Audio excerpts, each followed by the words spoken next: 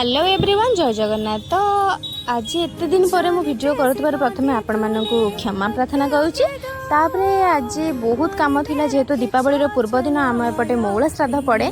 तो आज सकाळु बहुत काम थिला, धुआ धुई सफा सफी बहुत काम थिला। माँ को टिके हेल्प कर सारा परे मु आसे गाधी पाधी की एठी रेडी हो जाइछि।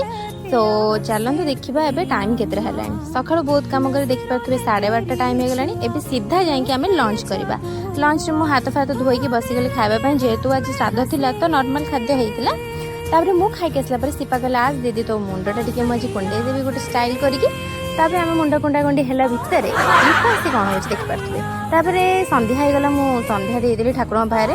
तापरे आसी देखिला बेलको हम छुआ सब घरटा पूरा सजे दैछन लिचु लाइट रे। तापरे आम लोपा नहीं आसला गोटे केक कला दीदी काली दीपावली चला गोटे खुशी केक टे काटिदेवा। तो भाई भौणी आम समस्ते मिसी केक टाक कटिंग करूँ बहुत। तो आज ब्लॉग टी भल लगी लाइक शेयर सब्सक्राइब करो जमा भी भूल।